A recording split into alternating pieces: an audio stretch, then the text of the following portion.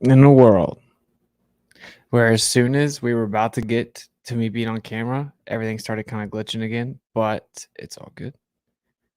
Um,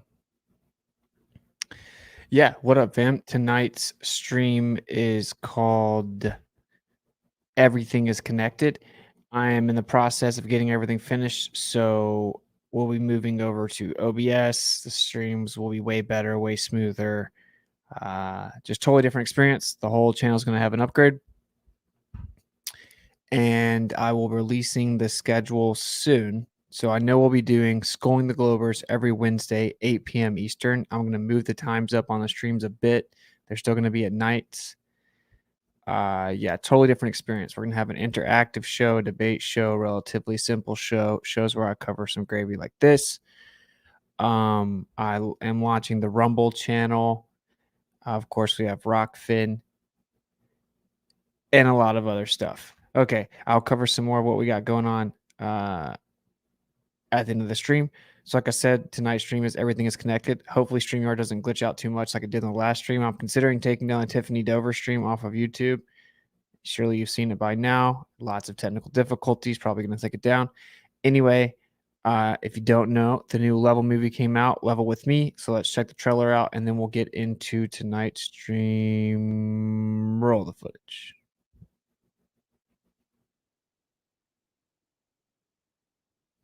And immediately it messed up.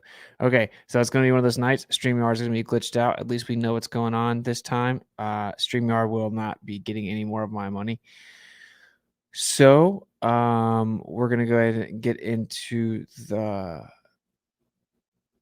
presentation here. And I'm going to be running through what I covered at Flatoberfest. It just is what it is. I think you should at least turn your hat around. No, I'm good. Thanks, though. All right. Everything is connected. Let's check it out.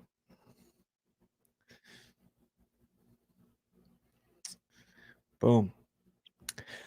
All right, let's start off with a few quotes from some top level physicists of today, albeit drowning in pseudo-scientific terms. Today, the vacuum is recognized as a rich physical medium. A general theory of the vacuum is thus a theory of everything, a universal theory. It would be appropriate to call the vacuum ether once again. That's Saunders and H.R. Brown, The Philosophy of a Vacuum. This is, of course, for all of those telling you that the mere notion of the ether is so stupid, da da da da da. It is not. Everything is connected. Everything's intrinsically electric. And I'm going to cover a couple of these quotes. Then I'm going to pull up a paper, and we'll just keep going. All right. Next slide. We have now the velocity at all points of space-time playing a fundamental part in electrodynamics. It is natural to regard it as the velocity of some real physical thing. Thus, with the new theory of electrodynamics, we are rather forced to have an ether. Paul Dirac, of course, one of the fathers of quantum mechanics. Next, investigations point towards a compelling idea that all nature is ultimately controlled by the activities of a single superforce. Thus, a living vacuum, the ether, holds the key to a full understanding of the forces of nature. Paul Davies, Superforce, The Search for a Grand Unified Theory of Nature. This is 84. He is still correct. Time has only proven him more correct. Next, there are good reasons to think that the universe is a multi-layered, multicolored superconductor, that all four known forces can be brought together in a unified theory, that seemingly hopelessly different kinds of matter are just different aspects of one all-embracing stuff. I anticipate that the next few years will be a new golden age in fundamental physics. Frank Wilczek, professor of physics at MIT, Nobel Prize winner of 2004, author of the book that I have read some of. It is pretty intriguing. The lightness of being, mass, ether, and the unification of forces. 2008, little did he know that 15 years later, we would still be stagnant because people have religious bias in science. Next, the word ether has extremely negative connotations in theoretical physics because of its past association with opposition to relativity. This is unfortunate because, stripped of these connotations, it rather nicely captures the way most physicists actually think about the vacuum. Robert Laughlin, Nobel Prize in Physics, here he is again, about the time relativity was becoming accepted. Studies of radioactivity began showing that an empty vacuum of space had spectroscopic structure similar to that of ordinary quantum solids and fluids. Subsequent studies with large particle accelerators have now led us to understand that space is more like a piece of window glass than ideal Newtonian emptiness. It is filled with stuff that is normally transparent but can be made visible by hitting it sufficiently hard to knock out a part. The modern concept of the vacuum of space, confirmed every day by experiment, is a relativistic ether, but we do not call it this because it is taboo. Robert Laughlin, A Different Universe. He was a professor at Harvard. Okay. There's a few quotes from some mainstream people just to kind of get rid of this whole notion. What you will hear in response to this is they're not talking about the same kind of ether that the people used to think back in the day. First of all, there is no type of ether. There is no singular idea of ether. There has been dozens of ideas of ether throughout all of history, going back as far back as one can possibly track, people even beginning to contemplate physics. But what they're trying to say is there is no absolute frame which light propagates through. This will be a higher level stream. So, of course, that isn't correct. So, where this guy says relativistic ether, relativity is dead. It's been dead. It's just dead. And we will be launching the show Relatively Simple, where we break this down into simple as possible terms, and also have your friends and family, i.e., your relatives, if you will, come on and discuss it if they're kind of having some hiccups. So, I won't go too much into the relativity rabbit hole, but it is dead. It has been body bagged. It's just dead. Okay. All right. So this is going to get a bit technical, like I said, but we are going to cover it. I think a good thing to do. Mm, okay. Yeah. So I'm going to do this. Look, if you look right here, we'll go back and you see what he says here.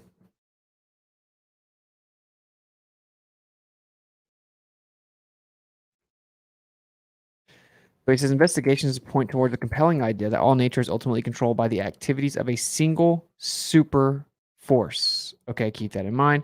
I'm going to quickly switch over to another PowerPoint that I have made. And I'm going to show you, and it's not that one. I'm going to show you exactly what the super force is. I covered this in the last summits. It's not that one. This is the most important aspect of all of this. Now, if people do not have some weirdo philosophical bias against the fact that we clearly are created, that they will quickly understand this. I don't even know if I can find it. There is an all powerful force that seems to be directly above us. And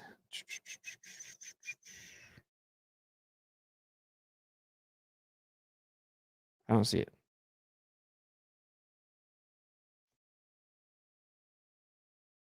Boom. I found it. I found it. Found it. All right. So come over here.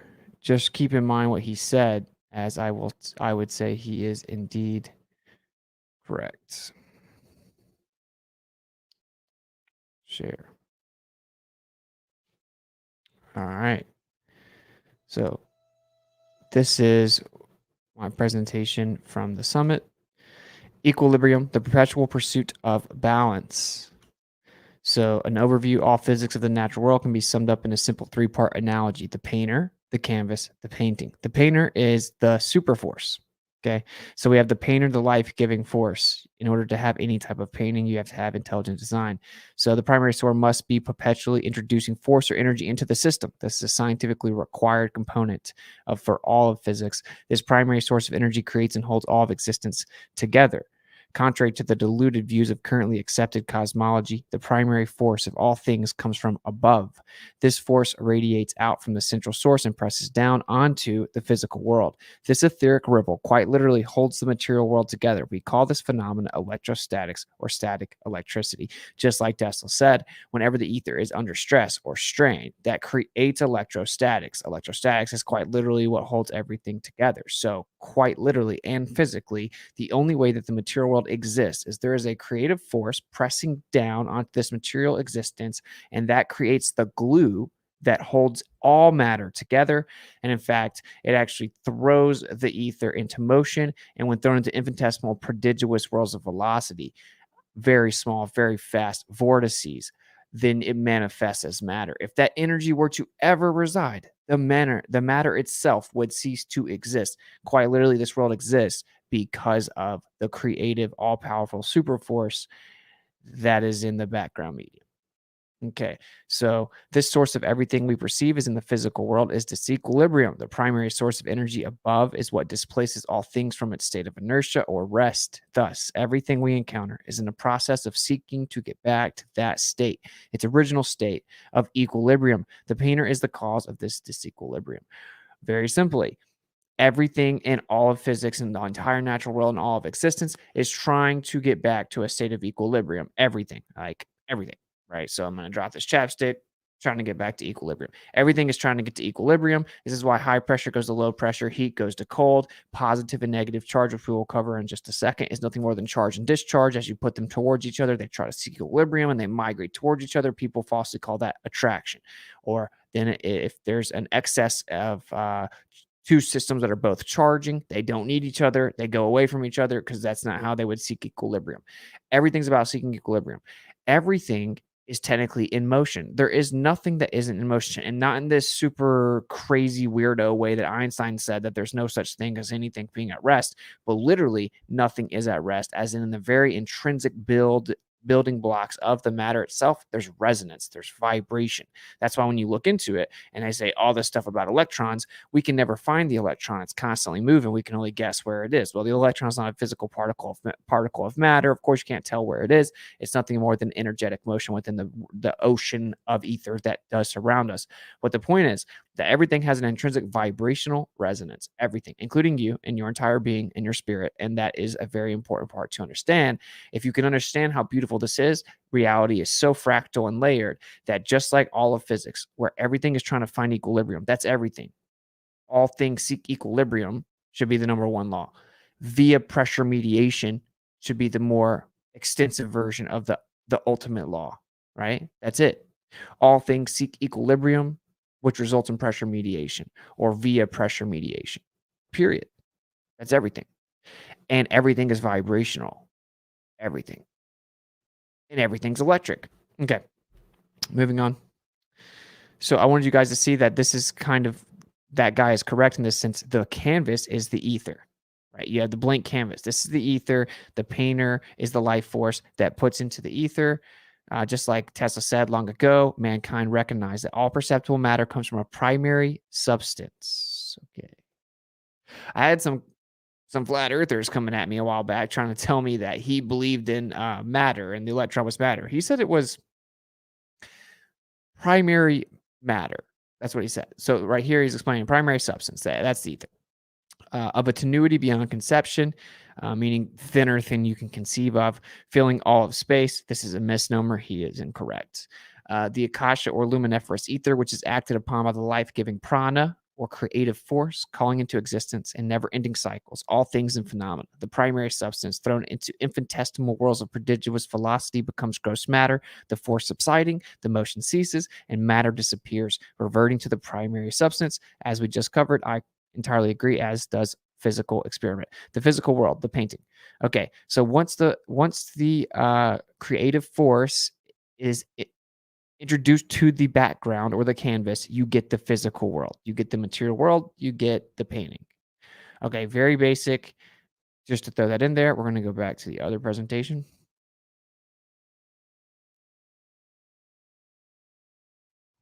Okay, moving on. According to the general theory of relativity, space without ether is unthinkable, for in such space there would not only be no propagation of light, but also no possibility of existence for standards of. Oh, I'm not even showing it. Sorry.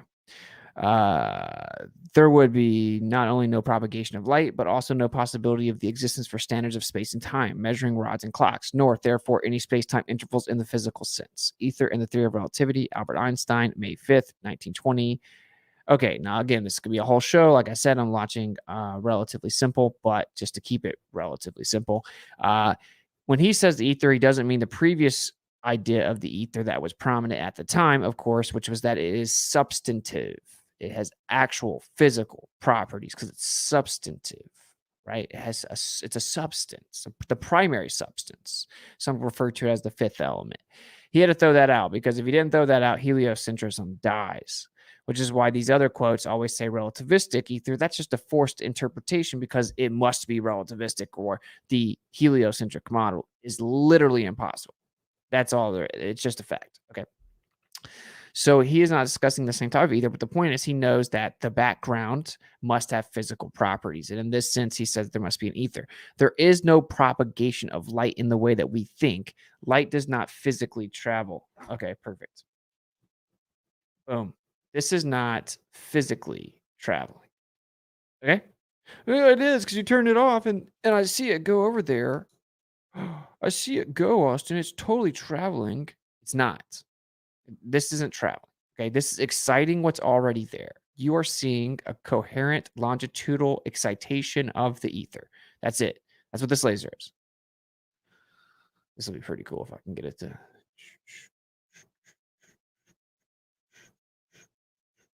Da-na, da-na-na.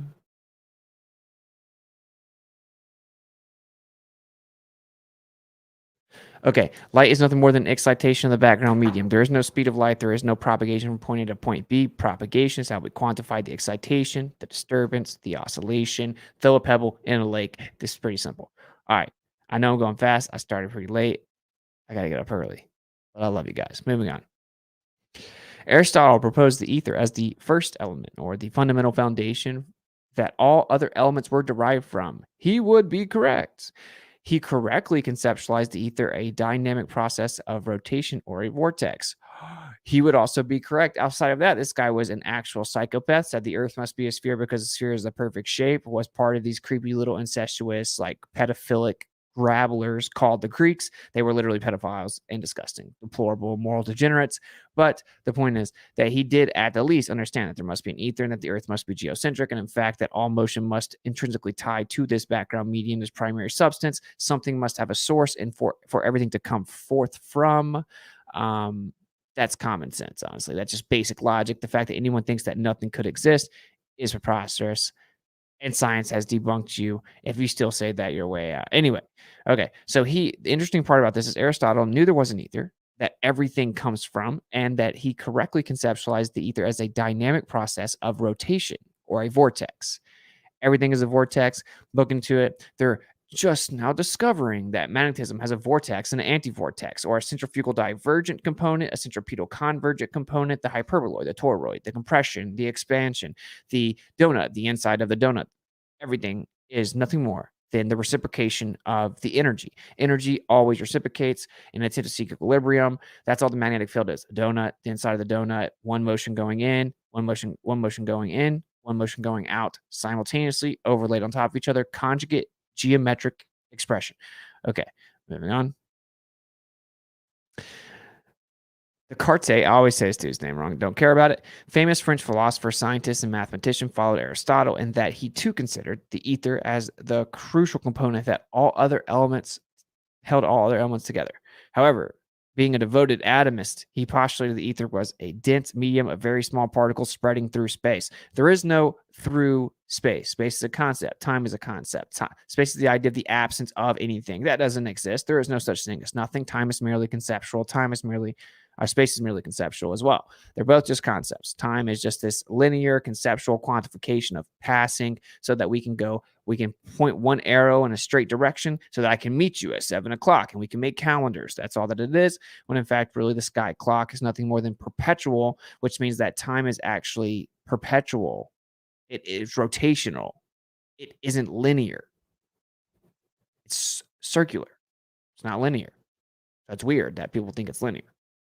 It's not. It's a concept. The reason that that's important is because space and time are two concepts in which they attributed physical properties to. I know I'm going quick. I know I'm saying big words. I'm sorry. I love you guys. Soak in the gravy. Okay. There is no little particles of ether bouncing around in space. No, space is just the polarization of the ether. It's the spatial extension of what we know to be the background. This will hopefully make more sense to you by the time we get through the presentation.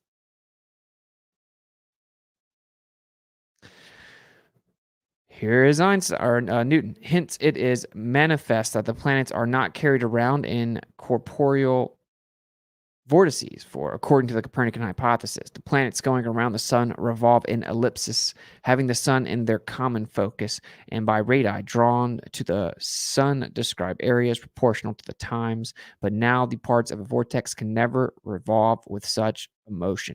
Here is Newton explaining that the devotion of the Copernican principle and the heliocentric model throws out the undeniable vortex within the ether.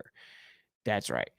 The heliocentric model has done nothing but cripple physics and all understandings of the actual world. That's all that it does. That's all it will ever do because it's fundamentally stupid. And if you have some philosophy in which the foundation is to actually undermine the importance or purpose of this place, you're going to be running down a rabbit hole, losing your brain, losing your mind. Gravy stream like the old day, the quick way you deliver it is why I started following you. Keep it up, man. Thank you, man. Remember for 7 months. Shout out to Angel, what a legend. All right. Now, important to note, for one, mass does not attract mass. In fact, what you could say it does if I have electrostatics and I can make them kind of move towards each other, but it's not the mass that's attracting mass. Wait, what is the mass? What is matter? Well, technically, maybe mass attracting mass isn't wrong if you understand that matter is a modality of the ether and then the vibrational displacement that is the etheric modality that we call matter. Then, of course, you would know it's always seeking equilibrium. And then based on the little vibrational resonance that is the glue that holds the matter together, they could, in fact, quote unquote, attract each other. But the point is that mass does not attract mass in this magic fairy tale heliocentric model anymore because it doesn't work. Okay. You don't have an absolute framework for Newtonian mechanics, nor is gravity an intrinsic property of matter. It cannot be. Michelson Morley did away with the idea of Newtonian mechanics as quantum mechanics has also just sliced it up within the heliocentric paradigm. All that to say, one thing they won't tell you about Newton, because they'll say Newton's works just fine. Newtonian mechanics works just fine on the local scale. Okay, that's ridiculous. I can make 1,000 theories that work on the local scale. You know why? Because all that we need to make work on the local scale is accounting for objects' weight and then using little g, agreed upon average of downward acceleration. I can use a kinematic equation with initial velocity and height to get that. We don't need anything to do with gravity. It doesn't work. All that to say, what they don't tell you about ether or about Newton, he went in depth explaining the ether. In fact, at the end of his Principia, I don't even know how to say it, don't care. I always said Principia, but someone told me that's not how you say it. Principia, I don't know. But anyway, in his infamous book, they don't ever show you the portion at the end where he alludes to the ether. He, in fact, wrote subsequent letters over and over saying that the ether is something like silver, like liquid silver, that it has to exist. And that if the idea of gravity he's come up with were to even theoretically exist, it would have to be nothing more than a result of the ether, the force of the ether, and the force within the ether. He said that there would need to be a vortex, but that Copernicus has done away with the notion. And he said that he then just went into detail describing its viscosity and its impedance and how basically they can perpetually move without any type of friction. Okay, so they don't tell you that, but Newton was actually a proponent of the ether because he couldn't even wrap his mind around the idea that there was any other path to try to explain gravity. All right, moving on. This is very important distinction here. Atomism versus the ether. And some people will call this a false dichotomy. It is not. There's only been two primary frameworks that have ever been postulated. So is it a true dichotomy as in there's nothing else that you could come up with or think of? No. But when it comes down to what we are trying to understand about the world, the only one ever proposed is basically atomism and the ether. And we're going to see which one actually makes sense. Okay, so where did atomism come from? It came from this guy. So no, this is not actually a selfie of a modern anti-flat earther. This is Democritus, and he was a prominent figure in the atomic theory. He theorized that all material is made up of atoms. He said that atoms were so small that they could not be reduced to anything else. He theorized that the universe is made up of the space with atoms, or the being, and the vacuum that is absent of atoms. Wow, look at this dude who looks like he eats people. What a coincidence. He came up with the idea of a vacuum with little atoms that are incredibly infinitesimally small filling this vacuum or void thousands of years ago. Yeah, the heliocentric model is a weirdo philosophy that comes from Greek pedophiles. That's what it is. Who cares if they were pedophiles? Doesn't mean what they said was wrong. No. But that's the only evidence for it. It's a philosophical idea that's actually contrary to all empirical evidence. I don't want to digress too much. He theorized that the universe is made up of the space with atoms, or the being in the vacuum that is absent of atoms. He called this empty space the void. He pictured atoms as mostly homogeneous. He thought the reason things look different and feel different to us is because they are made up of different configurations and combinations of atoms. He theorized that because everything is made of these infinite atoms, nothing really dies. Everything just changes form. This idea is very similar to the popular concept of today that matter cannot be created or destroyed. Democritus theorized that motion has always existed. He said that the universe began with atoms moving in all directions. Oh my gosh, this guy was a savant and a prophet. Oh my goodness. He said that the universe began with atoms moving in all directions. Sorry, I gotta say it. Like the Big Bang, where there's a singularity, and then the universe began with atoms flying in all directions, but there's no center. Everything in the whole universe expanded from one little tiny point, a singularity. It expanded from that point in all directions, but there's no center to the universe. Totally makes sense. Then the atoms began to collide with similar atoms to form larger entities. Democritus did not believe the universe formed because of a purpose. There you go. Of course he didn't. Look at it. He only believed it happened because of necessity. He theorized that the void and the being were infinite and expanded in all directions. He also believed, he theorized that the void and the being were infinite and expanded in all directions. He also believed that there had to be infinite other worlds that consisted of atoms. Now they can't explain the fine-tuning problem because they had the flatness problem, which simply put is that somehow in this Big Bang, like cold dark matter, big cold dark matter, Big Bang cosmology, right? That whenever everything just happened out of nowhere, whatever happened, we don't know, that it just so happened to have just the precise energy density that it could expand the universe in all directions and keep it flat. It's called the flatness problem. It's just perfectly flat relative to our position within their heliocentric paradigm.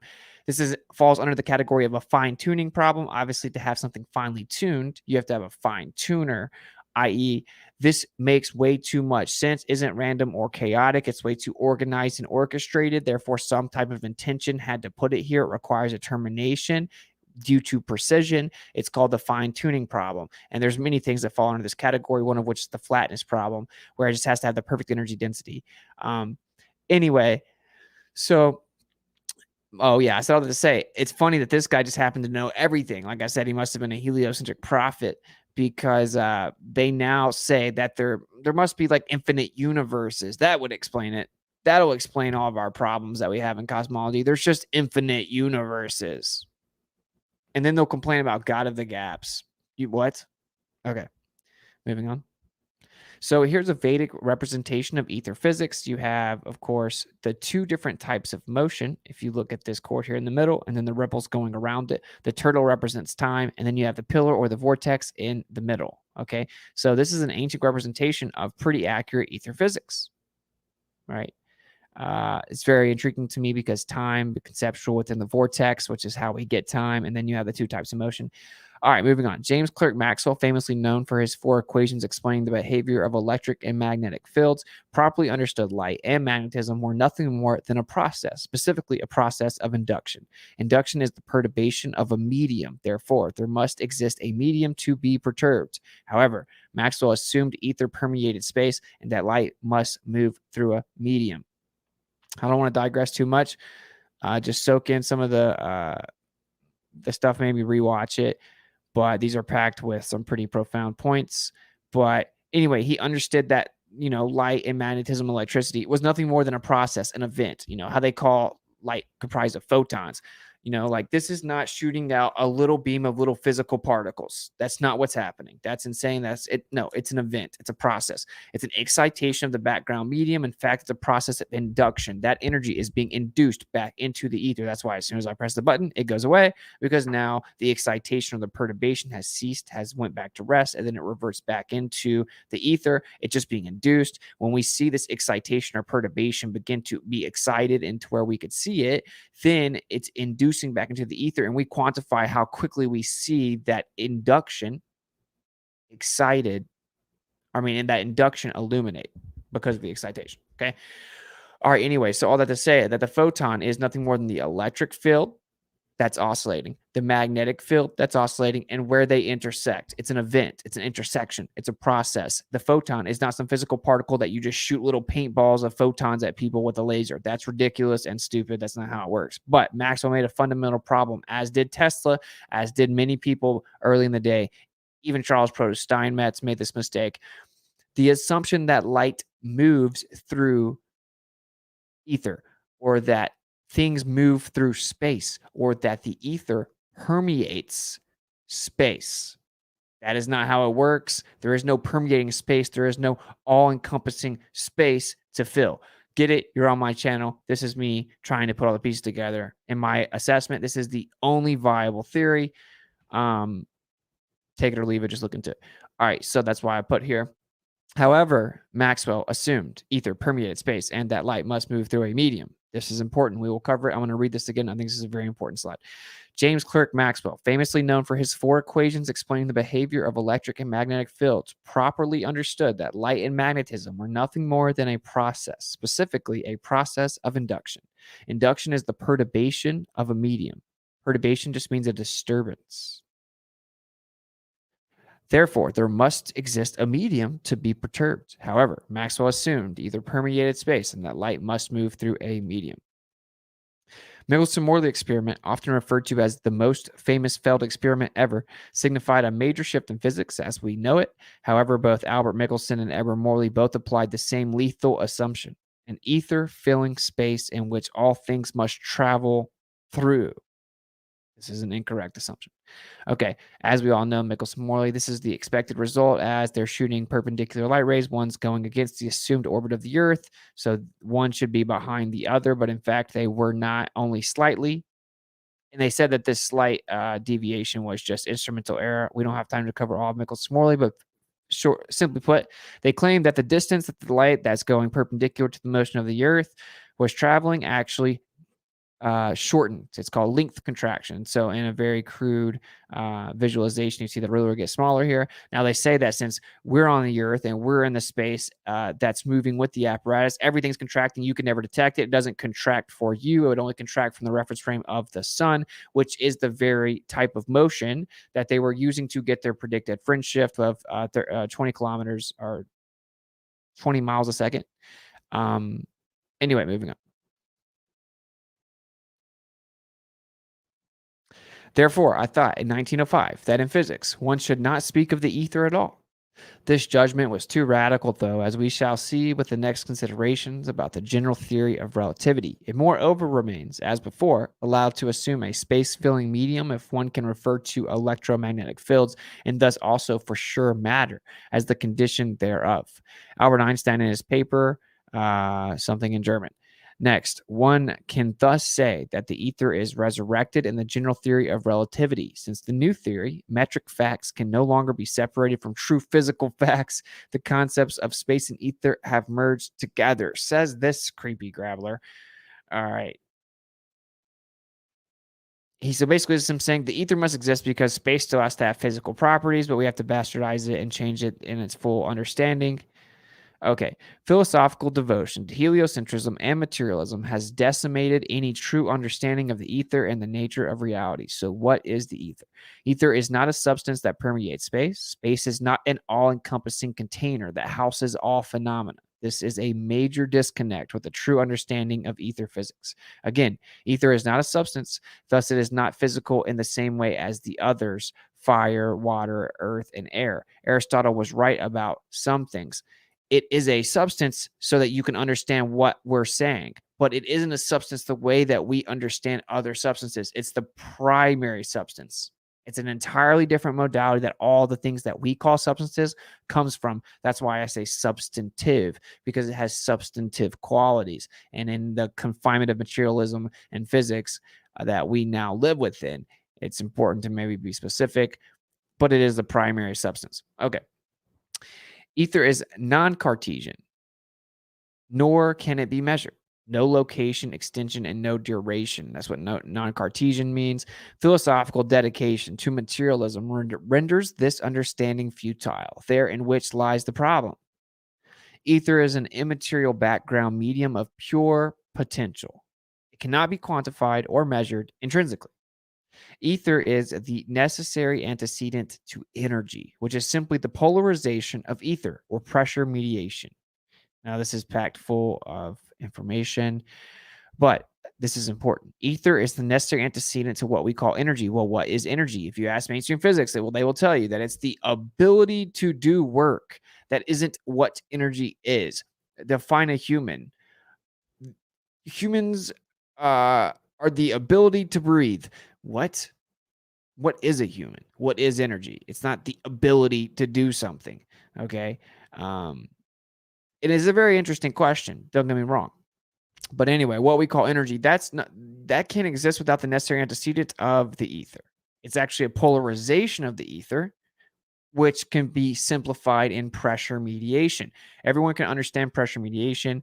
Open a soda, pressure mediation. Fix a cup of coffee, set it on the table, it cools down, pressure mediation. Everything is pressure mediation. Okay.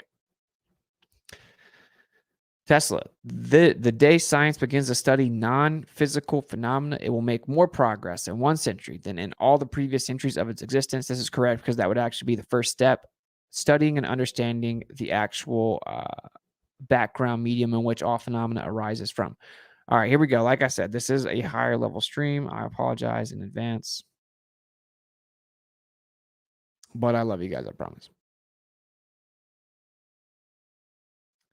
Again, ether has no Cartesian measure, location, or extension. Thus, it is not a part of Cartesian space. Rather, dielectric capacitance is counterspatial.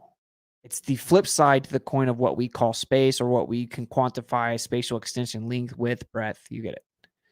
The tighter you wrap metal foils, the more capacitance. Capacitance just means the ability to store electricity. How much electricity can be stored? Capacitance. The tighter you wrap metal foils, the more capacitance, which simply means the more electricity that can be stored. Atomists claim the metal surface carries the charge, yet it is the dielectric, the insulators like glass, air, oil, etc., between the metal foils that store the charge. The less space you have between, the more storage capacity you have in counter space. So the less space you have, quote unquote, space that we understand, that what we quantify. Look, if I have a ruler, if I have a tape measure, whatever it is, I'm like, oh, this phone is this many inches. Okay, space. So when you wrap this and then when you wrap the foil, you increase the capacitance, right? So what you're doing is you're decreasing the amount of space. You're decreasing the amount of space. So what that does is it increases the potential encounter space. Hopefully this makes sense to you. The less space you have between, the more storage capacity you have in counter space. Capacitance is maximum units of dielectric induction. So the capacitance, or how much electricity can be stored, is the maximum units of dielectric induction, which is what the electron is. A material can absorb before discharging. It's very simple. When they reach their threshold of capacitance, when they reach their threshold of ability to store electricity, whenever you get too much charge, you have to discharge it. Whenever the cloud has too much charge, it has to discharge it, you get lightning. That's all it is. Systems always seek equilibrium. They have a capacitance, a threshold, a limit to how much electricity they can have. And then they're like, okay, I got to get rid of some, discharge it. Okay. And negative charge is nothing more than discharging. And positive charge is the process of charging. There's only one type of charge. There aren't negative and positive signs floating around. That's absolutely insane. The metal is not where the electricity is. It is what contains the electricity that comes from the background. Like this. This fence holds in the animals. That's what it is. Many textbooks speak of the electric charges on the conductor and the energy stored by them without considering that the dielectric energy is not on the surface of the conductor, but in the space outside of the conductor, just as also is the magnetic energy. Charles Produce Steinmetz, electric discharges waves and impulses. This guy was a genius. So the AC generator comes from Tesla. This guy perfected it. Like made it significantly better and more efficient. It's because Tesla wasn't even particularly interested in that and kind of just like did it to appease someone else. But nevertheless, this guy was a genius. You'll never hear about him because he just destroys modern physics. Anyway, so there you go. Many textbooks speak of the electric charge on the conductor and the energy stored by them without considering that the dielectric energy is not on the surface of the conductor, but it's in the space outside of the conductor. Moving on. The dielectric equals the blue. This is one of his famous depictions in his book there. The magnetic is the red. These are tied together. Like I said, the inside and outside of the donut. The centrifugal divergence, centripetal convergence. You have the two sides of the coin. Okay? These are tied together. You cannot have one without the other. So this is what you have whenever you have a magnetic field, right? Magnetism is the dielectric field. They are tied together. Dielectric is the inverse or negation of force. It is convergent. Converging to the center. Centripetal convergence towards the center. That's the dielectric. Magnetism is force or the loss of the dielectric. It is divergence. The opposite. Dielectric is voltage and current is magnetism. Now, like I said, this is a higher level. Sorry. All right. Electricity is a circuit always comprised of the conjugate dielectric and magnetic. Electricity is simply the coherent hybrid modality of the dielectric and the magnetic. The application of ether physics denotes magnetism, the loss of dielectric energy. Thus, magnetism is simply dielectric acceleration.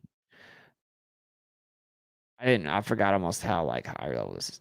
The loss of potential or dielectricity results in the creation of dimensionality or time and motion. Magnetism is force and motion.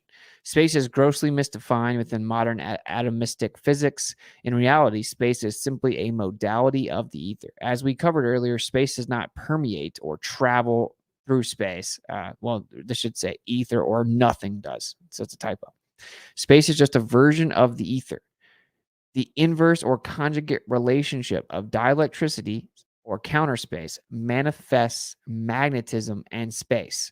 Dielectricity is inertia and acceleration. That's why everything is literally tied together. Everything is connected. Literally. The ether and the material world, you can't have one without the other. They're the polarized versions of one another, two sides to the same coin. Thank you for the generous $50 super chat. Charlie, big ups. Austin, and big drums for you and all the folks. Thank you, brother. Much love. Greatly appreciated, man. That's very generous. The inverse or conjugate relationship of dielectricity and counter space manifests magnetism of space. Dielectricity is inertia and acceleration. Okay. Basically, what we have, if you look at a magnet, let me come over here. Okay. So the center there, that area that looks like the black hole, that's the dielectric. Okay, that is like, to put crudely, concentrated ether. It's pure potential. It's actually the source of that entire magnetic field that you see. The center is the actual source. The bigger that is, the stronger the field is. It doesn't matter how big the field is. In fact, it'll get weaker as it increases spatial extension. It's the small little black part. That's the source of all the energy. Well, that's a coincidence, isn't it? Because that's exactly what ether physics would say, is that the ether is the pure potential state of inertia, meaning unchanging, like pure potential, pure rest, right? It's like infinite potential, pure potential that's just being tapped into. This is why you can manifest things. This is why your dreams will tell you what's going to happen in the future. This is why you can feel people around you. This is why the CIA invested millions of dollars into remote viewing, into all kinds of psychological manipulations, into all kinds of utilizations of psychology and physiology to fully understand the world and to make all kinds of weapons. Because there is literally a field of pure potential that can be tapped into infinitely. You could never use it all up. Not even close. Okay, hopefully I made that make sense for you. All right, moving on. There is no such thing as positive or negative charge. There are not negatives in nature other than Eeyore. These are terms derived from atomistic confinement and the need to quantify. There is no such things as a positive or negative charge carrying particle. There aren't little charge carrying particles that throw a sack over their shoulder like Santa Claus and run around carrying negative charges.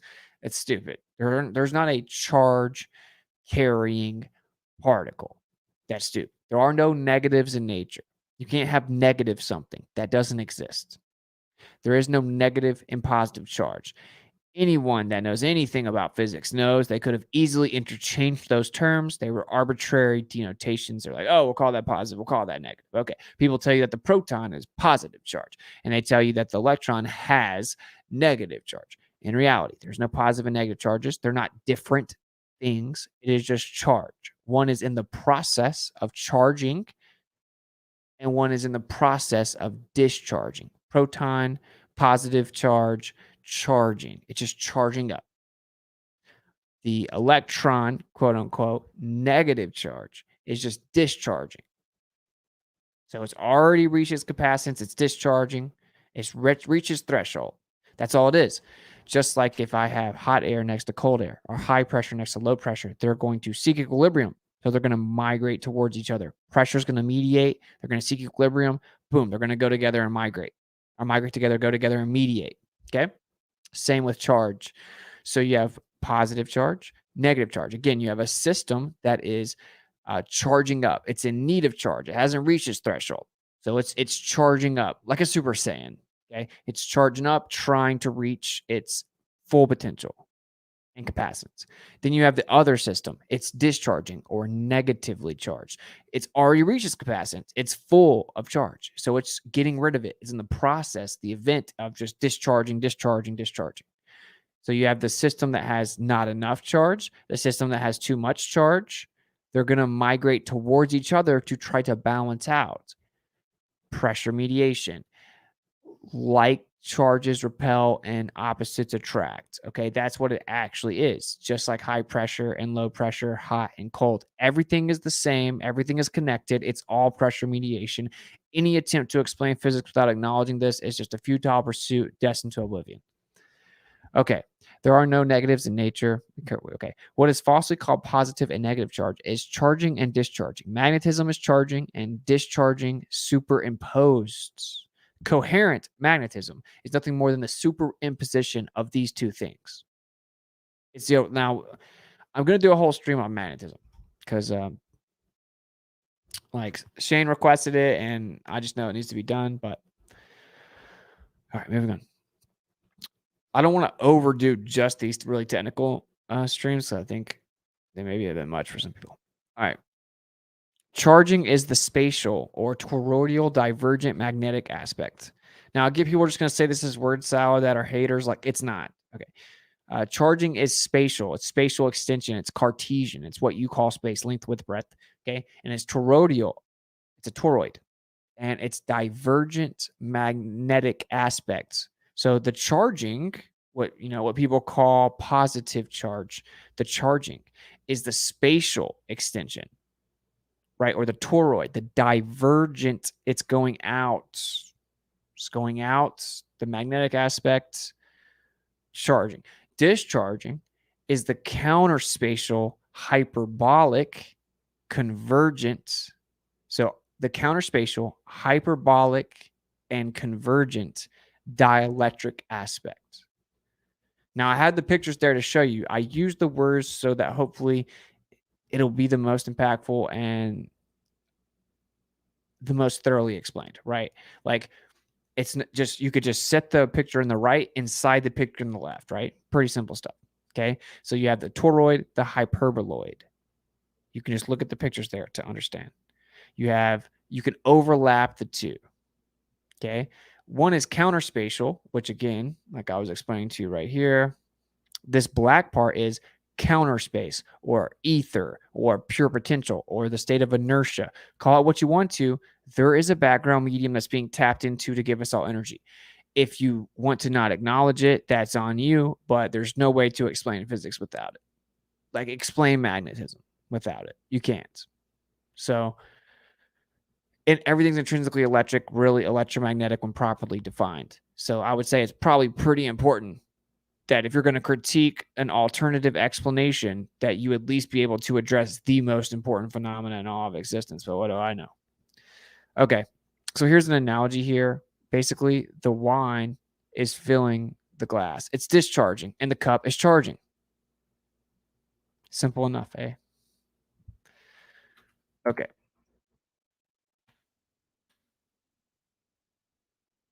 You're not going to be able to see this. Slippery, that explains it. I don't think you're going to be able to hear this, though. If you get hold of two magnets and you push them... Because you guys can't hear, but this is a pretty hilarious. This dude just bumbles all over his words. Anyway, that's Richard Feynman not being able to explain magnetism at all. To quote Richard Feynman, though, whenever they try to explain magnetism, they come up with something called virtual photons, virtual particles. And to quote Richard Feynman, who is touted as some type of like intellectual hero within the modern paradigm, he himself will tell you that virtual particles is nothing more than a concept. It's simply an abstraction that we've created to help balance out the equations. They're not the input or output of any experiment ever. Their existence is questionable at best. It's simply a concept we use to balance out the equations, a mathematical construct. And that's Richard Feynman. Of course, that's just obvious anyway. All right, which means that modern particle physics cannot explain magnetism. Oh, no, virtual particles are real, I promise, because they have to be. Okay. Atoms do not exist, meaning they are not things as atomism and materialism claims. The phenomena is real. When I say that atoms do not exist, I'm being very particular. I know that this entire stream, if anti-flat earthers get a hold of it, will just be flooded with straw men, not for the remedial people, though. So atoms do not exist, meaning they are not things as atomism and materialism claims. Everything is magnetodielectric or magnetoreactive. Magnetodielectric dynamics in the process of pressure mediation or seeking equilibrium. Everything. There is a creation of energy that dissipates as space. This is the reason for the claim that atoms are 99.9% empty space, which is obvious nonsense. This space is a process of what is being, not done, not what something is. This space is a process of what is being done, not what something is. Typo, sorry. Magnetism is the fundamental force of nature. Centrifugal dissipation of inertia. Centrifugal dissipation of inertia, thus force and motion. Magnetism is the fundamental force of everything, all things, dude, everything. It is the one true force. You have to properly define force, properly define energy, properly define field. Well, modern physics can do none of the above. Okay. Space is not a thing in and of itself. It is merely a conceptual abstraction, simply a privation of the ether. That's it. It's the absence of the ether in its true pure potential state, in its actual inertial state, inertial meaning unchanging again. A privation, of course, cannot have physical properties. Hence why Tesla said, I hold that space cannot be curved for the simple reason that it can have no properties. Yeah. You're telling me, man. What's up with these people? All right. Light is not a duality nor an emission. Light does not travel from point A to point B. So intrinsically, it does not have a speed. What is incorrectly called light is, in fact, nothing more than illumination of the ether. Light is an ether perturbation, and there is a particular spectrum within this ether disturbance that is perceivable, properly denoted as illumination.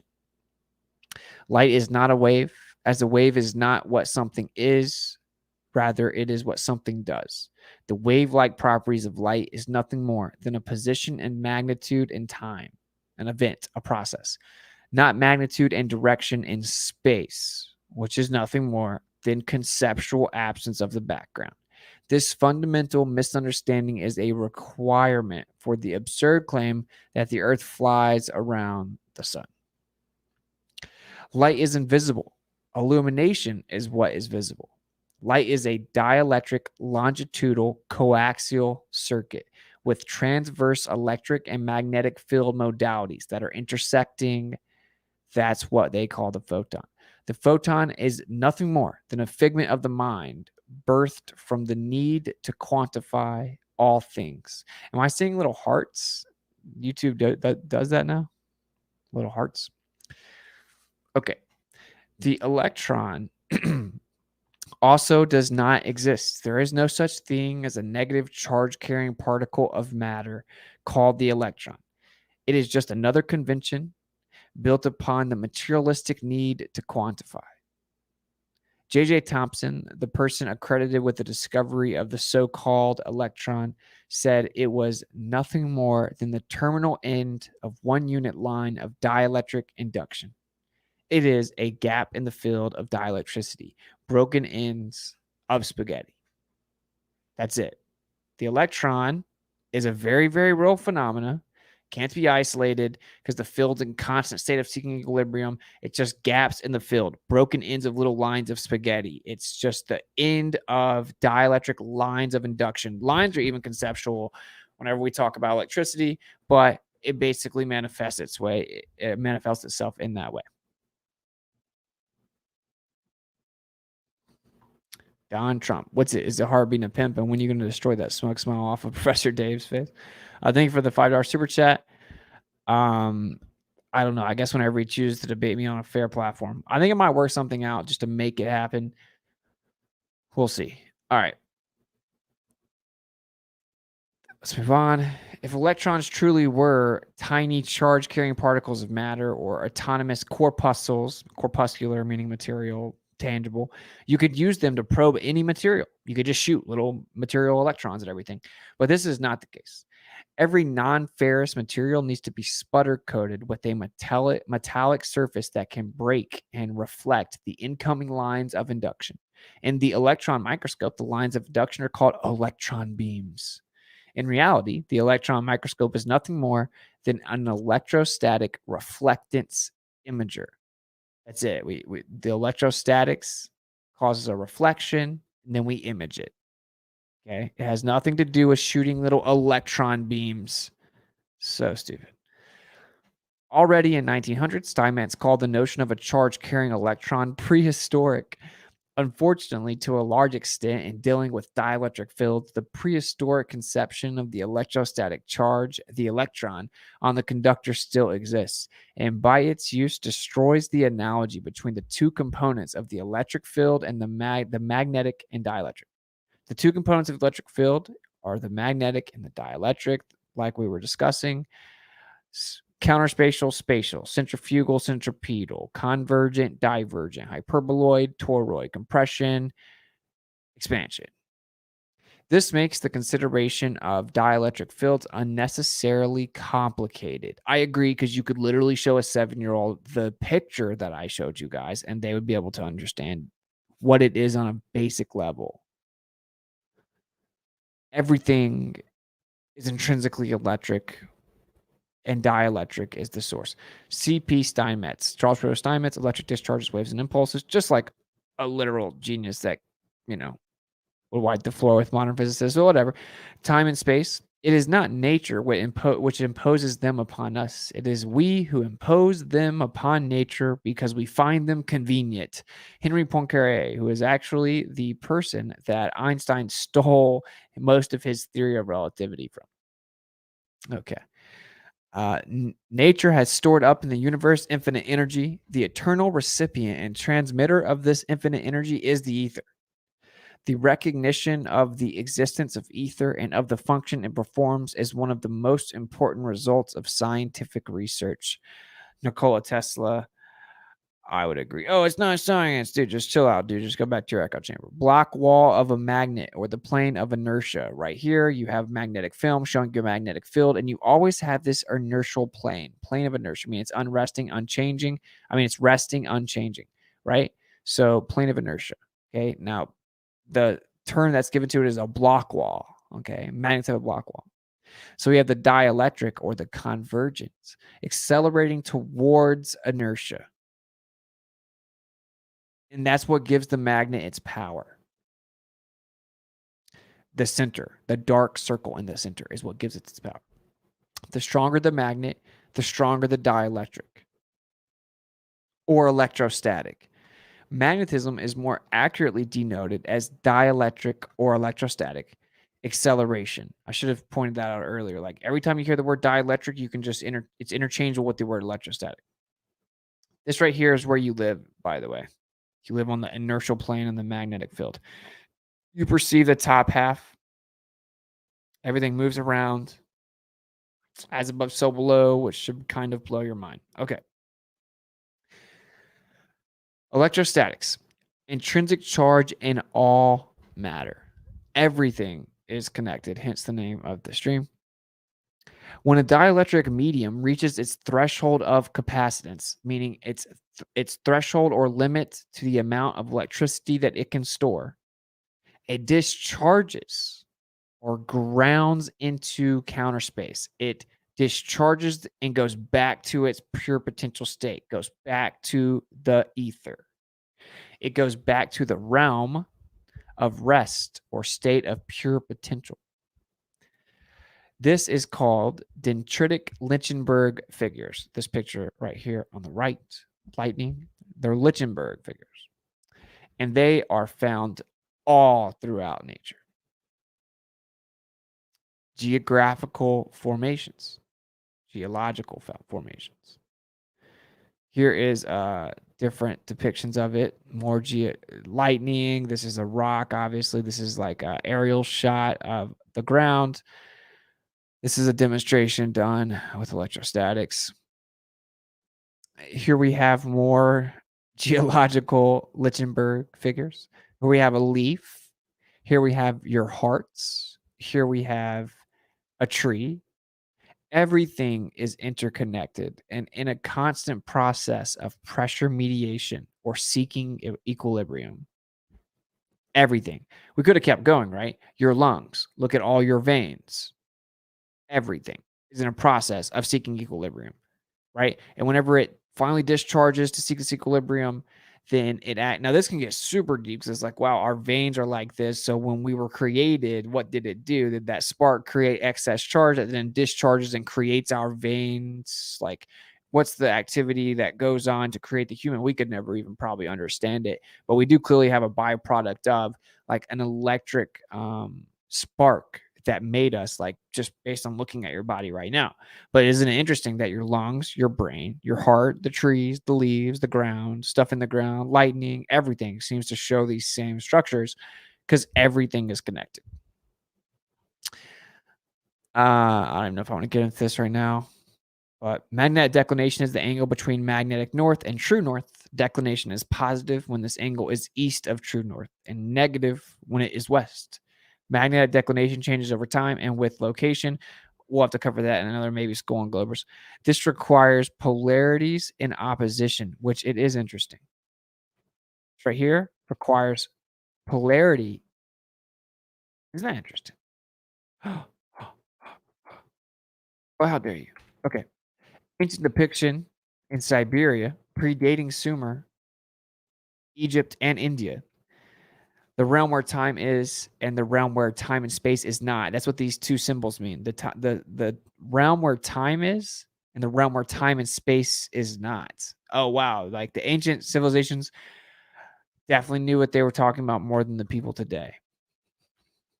This is a work by a guy in 1509, illustrated by Da Vinci, trying to grasp the concept of space versus anti-space, or inverse space, or negative space, or counter space. Yeah, pretty interesting. So the churning of the ocean of milk, just like the Vedic idea represents, that people would call it like the milk of the gods, the celestial milk. There was a churning within the milk. It's an ancient Vedic principle, but many ancient civilizations knew this. It is insane that we have devolved to such an extent that people think it's crazy to acknowledge the inevitability of a background. Okay. And it's because, obviously, if you realize that like everything has the same source and that we're all connected, all of a sudden life has purpose, and you might want to watch what you do and how you treat people, huh? And what you say and do might have implications, or dare I even say, accountability. Okay.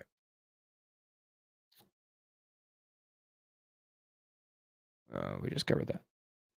So here's the block domain wall. As you can see, here are different depictions of the toroid.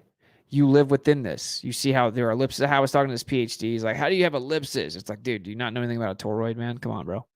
I'm like, it's like, how do you have an ellipse in a toroid? I'm like, what? Anyway, you live on the inertial plane. We perceive the top half. There's a vortex. Everything moves around the center over top of us. There's clearly some type of source of energy that's emanating down on the earth. It's all very interesting. But this is where you live, basically. And everything takes this shape. Everything. The electron, yeah. Different modalities within this this energetic expression. Everything, dude. So here's the perceivable celestial sky above you with the vortex. The Earth is the dielectric plane in the middle. Of course, you have the block wall, the dielectric inertial plane, the axis of orbital symmetry right here, right? Which you have the vortex and the anti-vortex, the two conjugate expressions. Yeah, this is one of my favorite pictures. So magnetism or toroidal energy vibration dynamics. Very important stuff. People that call it word salad, it's because they're intellectually insecure that they don't understand it. If you don't understand it, it's okay. We all have to like actually step back and then like be willing to relearn and understand. Once it clicks with you, it will make sense. I will do a magnetism stream in the future. So it appears that this is where you live, and the source of this magnetic field is actually in the center here. Oh, what a coincidence. Look at the geocentric position of the quote unquote planets. Oh, it's almost like they match or something. Oh my goodness. Oh, look, it's almost like there's a vortex in the sky or something. Almost like we live in fluid like medium that has a vortex that just swirls around you. And everything comes from that pure potential state of fluid. So there you go. Everything takes this same geometric expression when it comes to the expression of quote unquote energy. This right here is the pure potential that all of this comes from. This is nothing more than the process of trying to get back to the center, back to its initial state. I was trying to say initial inertial state. So it's just, that's it. That's all the magnetism is. It's just trying to get back to its equilibrium, to its state of rest, its initial state of inertia, its unchanging pure potential state. Now, what is so profound about this is that is what you are doing. That is what us as people are doing. We are alive in a physical vessel, a physical body, and we are in a state of disequilibrium. Well, we know intuitively and deep down that we have an energy source, a spirit, and it's just waiting to get back to from which it came, the pure potential state of rest. Hence, all ancient texts and the scriptures telling you, right? When you die, you rest. That's why we say rest in peace. It's not just because the people don't move anymore. There's a deep, profound truth there. In fact, you're trying to find your state of rest, your state of equilibrium, like everything is. So your life is the process of seeking equilibrium until that spirit goes back to its original source and then can fully attain equilibrium balance and go back to a state of pure potential, seemingly integrating back into the original source from which it came. Just like everything in the physical world, the most important spiritual philosophical truth of life for all humanity is literally right in front of you in the form of everything. People want to know, like, oh, the creator, how does he not? Dude, it's all around you, dude. Drop something, seeking equilibrium. Things discharge, seeking equilibrium. Oh, I accidentally shocked you, seeking equilibrium. Take any look at the physical world, everything seeking equilibrium. Feather floats off the bird, leaf floats off the tree. Like everything is just seeking equilibrium. The water in the lake, you threw a rock, now it's rippling out, it's trying to get back to equilibrium. Everything's trying to balance. You can know intuitively, you go to the small to the big, everything's just trying to seek equilibrium. That's it. That's what you're trying to do.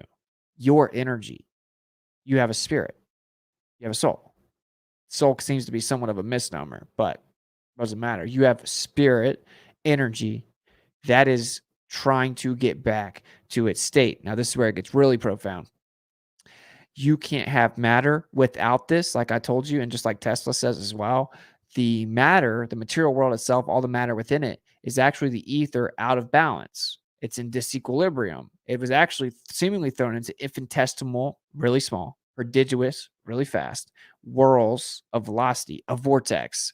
And when this happens, it's now spun into material existence. And now you're just waiting to get back to the center like a drain. And once you can finally seek equilibrium, then boom, you're there.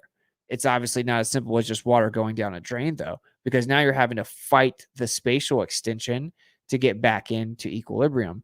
That is how all matter exists. Without it, it wouldn't exist. All matter is electrostatic. It's held together by electrostatics. It's held together by this ether being knocked out of place, if you will, and put under stress. And so then it creates electrostatics and holds all the matter together. Same thing with your material body. Once you actually attain equilibrium, you will leave this physical body. This physical material body cannot reside inside that physical state or inside that pure potential state of equilibrium. It can't. And so it's very interesting. This is the theory of everything. This is, you want a unified theory. This is it. It's the only way forward. It's obvious. It's actually just abundantly obvious. And the fact that this isn't accepted or isn't acknowledged in physics in the modern paradigm, you should wonder why. Why not? It's the only thing that works. It answers all the questions. It solves all the problems. Why is it? Oh, it doesn't solve certain problems. Like what? Like the Earth revolving around the sun. You can't explain Michelson-Morley. And in fact, even the Sagnac effect and Michelson-Gale-Pearson doesn't work with the relativistic interpretation. And in fact, to have the Sagnac effect, you need an absolute frame of reference to interpret that as well. Just like my boy Alan was just dropping in my Telegram, which I completely agree because I have talked to Bob about that back in the day. It's what's so hilarious is the Sagnac effect itself, ring laser gyros, interferometric, rigidity in space, all of that requires absolute frame to measure against. The Sagnac effect was because of the vortex and the ether within an absolute frame of reference, just as Sagnac, who discovered it, said. So even that debunks the relativistic interpretation. But Michelson-Morley alone is a problem in which prevents all of modern physics from taking the actual step forward to unify the fields, to unify the forces, to unify the theories, to have a theory of everything that actually works, to actually acknowledge the background medium. Just simply, there is actual substantive qualities of a medium around you that everything comes from, and it pulls energy out of it. And when we say we have energy or we use energy, we're just tapping into that. That's all we're doing. We're using the disequilibrium as what we call energy. So anyway, there you go. Everything's literally connected. Everything's electric. Everything that you can name, rubber, styrofoam, glass, you can't name anything that's not grounded. It's still electric. It's actually constantly trying to attain some type of electrostatic transference or endurance while it's grounded, transference or induction. So that's why it keeps going down into the ground, right? Everything is electrostatic. Everything. And that's because that's actually the ether pushed under strain, which is the glue of existence, literally. And then there has to be some like crazy powerful force within the background that's causing the stress or strain that causes the glue of the material world. Simply put, everything is connected. It's no coincidence you see these these dendritic Lichtenberg figures everywhere, like the lightning, all throughout your body, all throughout nature.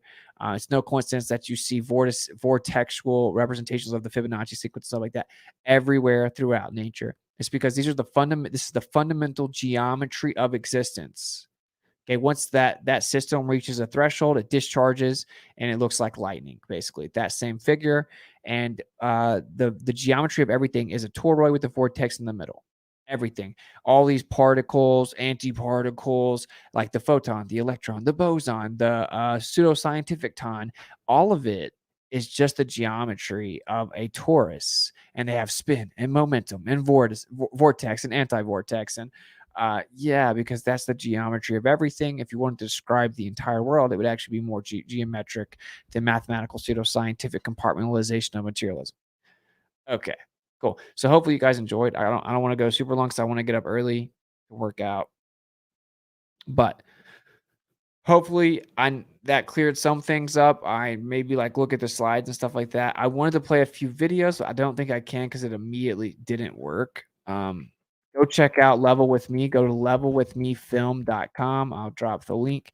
And support Sean for doing that. If you watch Glowbusters, we talked about that, but he spent many thousands of dollars to make the film. The fact that people think that they should just go rip it, still it, and have it for free. Oh, so he just spent thousands of dollars and many, many months to make the film that you admit's good and that you need, and you think Flat Earth needs it. No more films like that. And so he should just spend many thousands of dollars, witnessed it firsthand, to make the film, and then people can't pay $5 just to support it. They should get it all for free. Truth should be free.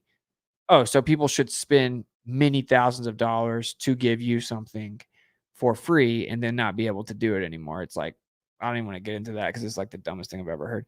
Charlie, thank you for the $50 super chat again, brother. Very generous. Check them out. Check them out. Very generous donations. This stream, brother. It's greatly appreciated. I don't think I missed any other super chats. Okay, cool. All right, Charlie, thank you so much. Good lecture, bro. People are getting it. That's good. It's really the only thing that actually makes sense. I know that's the funny part. That makes me so mad that people did that. Oh yeah, stole the movie. Yeah, no. It's already past your bed, so yeah, it's late. Well, yeah, I just want to get up early.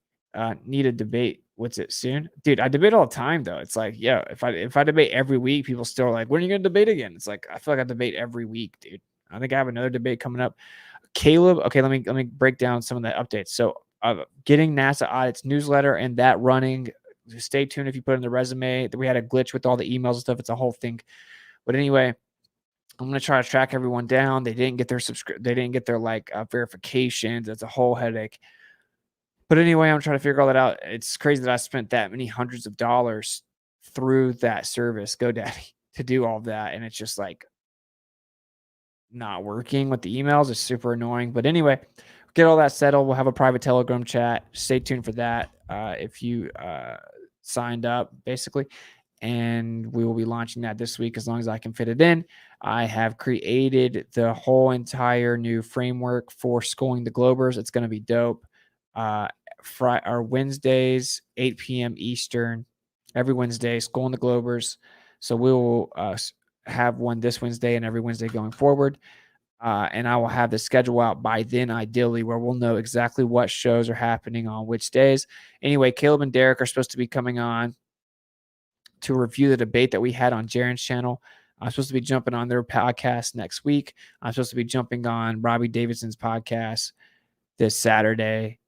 I think I'm going to have Hibbler on maybe this week to chop it up.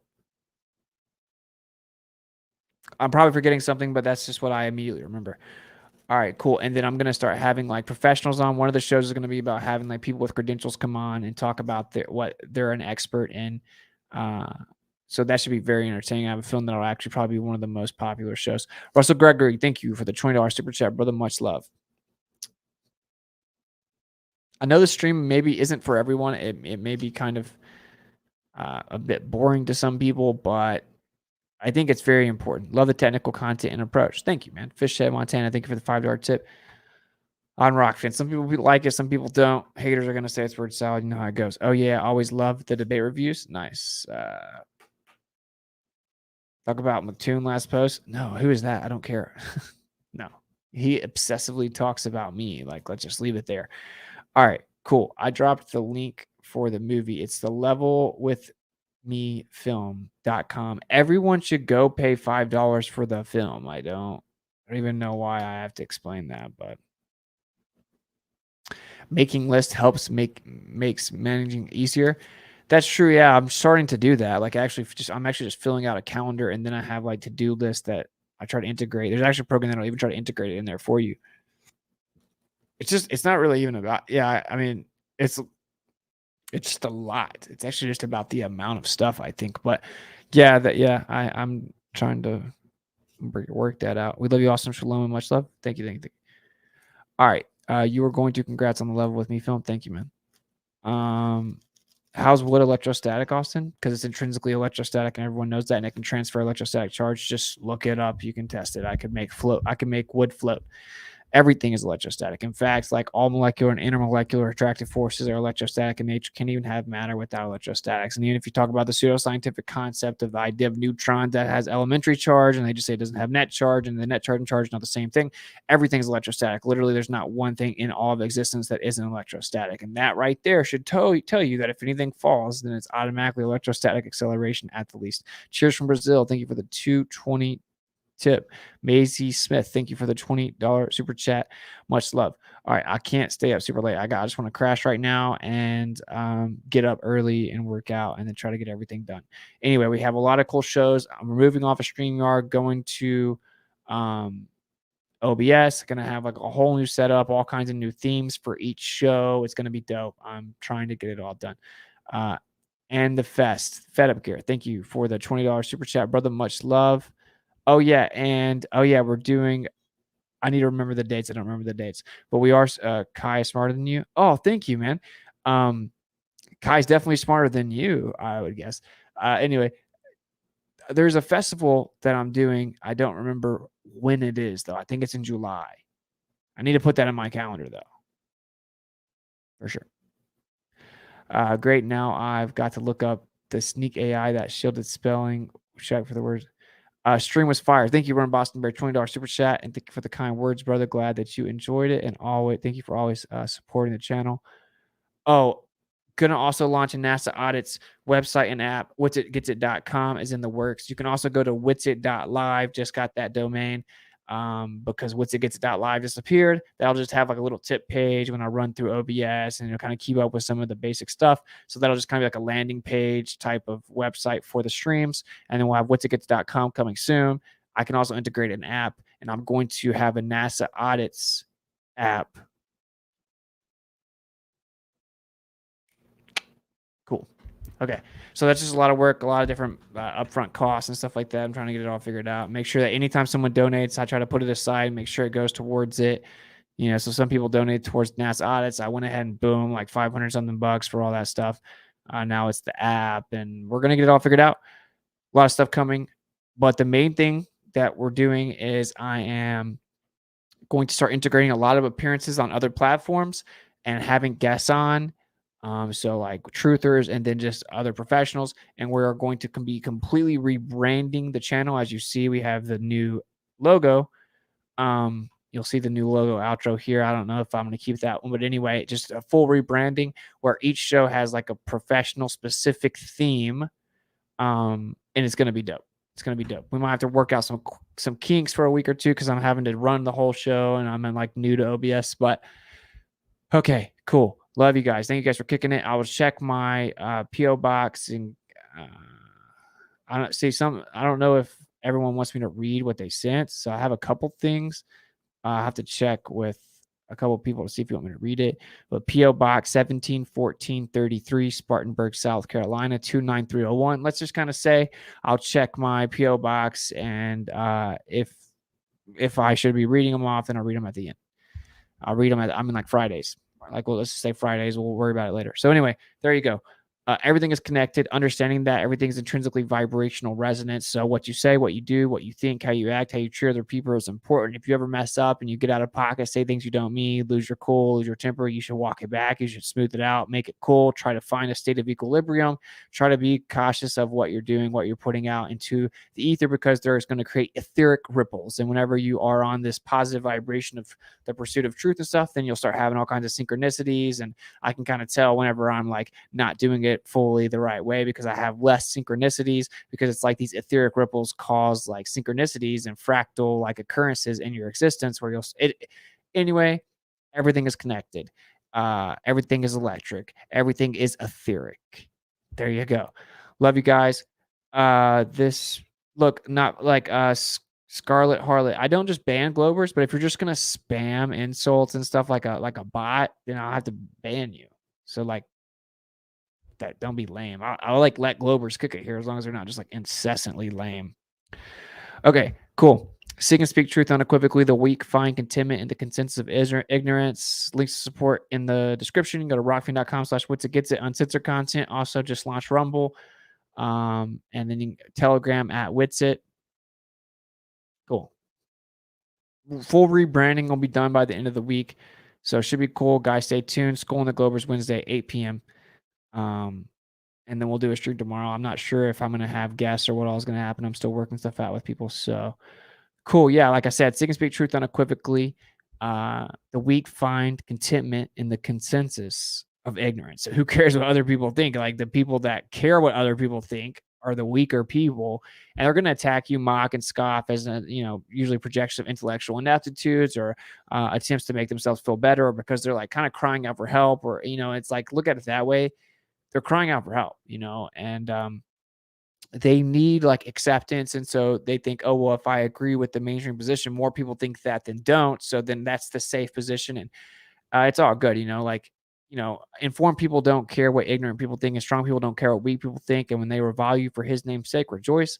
But I did it to all the prophets before you. That's just kind of the way that it goes. So understand that, embrace it. If you're not getting shot with arrows, you're probably not doing something right. What's popular is not true, and what's true is rarely popular. So just keep speaking the truth regardless. I'll catch up with you guys tomorrow. Much love.